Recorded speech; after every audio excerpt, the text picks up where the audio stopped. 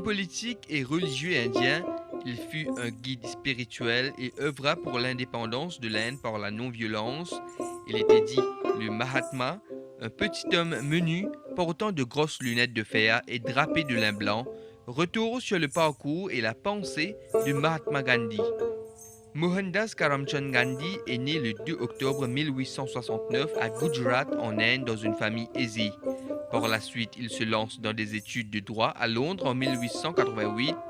Une fois son diplôme obtenu, il exerce le métier de conseiller juridique en Afrique du Sud et découvre les conditions de vie déplorables des Noirs et des Indiens dans ce pays. Visé par un racisme incessant, il entame alors son premier combat de non-violence.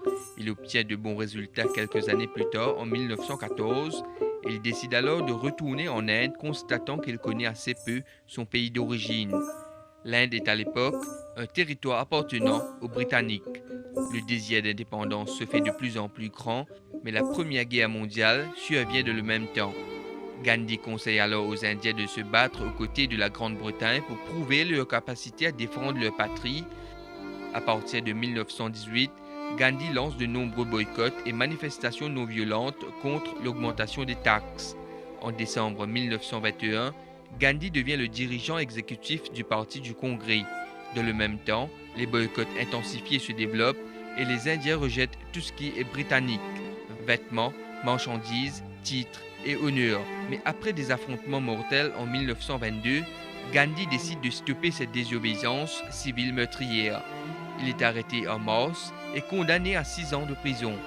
Il est libéré 2 ans plus tard quand il doit être opéré de l'appendicite.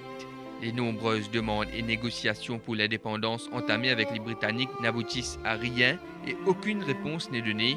En mars de la même année, Gandhi lance sa marche du sel contre la taxe salière. Les Britanniques emprisonnent 60 000 personnes à la suite d'une manifestation. En 1935, l'indépendance partielle de l'Inde est accordée. Gandhi continue son combat pour l'indépendance totale au sein du Parti du Congrès avec le futur Premier ministre Jawaharlal Nehru.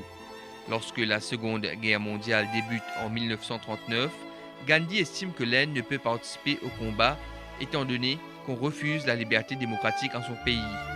Il redouble les demandes d'indépendance et rédige un texte destiné aux Britanniques, connu sous le nom de Quit India.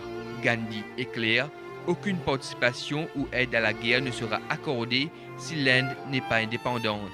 Le 9 août 1942, Gandhi et les dirigeants du Congrès sont arrêtés par les forces britanniques.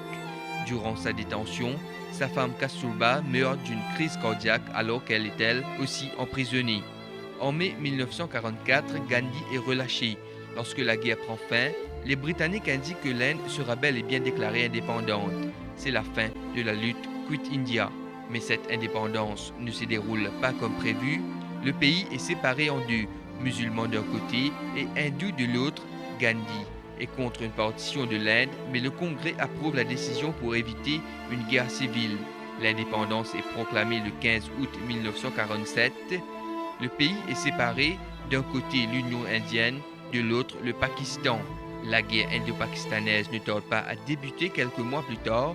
Gandhi n'a plus qu'un but, rallier les deux communautés et faire cesser les combats. Mais le 30 janvier 1948, Mohandas Karamchand Gandhi meurt dans les jardins de Birla House à New Delhi à l'heure de la prière. Il est tué par 3 balles de revolver tirées par Narayan Vinayak Godse, un fanatique hindou. Atteint au cœur, il s'écroule au milieu de l'allée des fidèles. Les cendres de Gandhi furent dispersées dans plusieurs grands fleuves comme la Tamise, dans la tristesse générale de l'Inde, mais aussi du monde entier. Depuis, Mahatma Gandhi est connu comme le père de la nation indienne.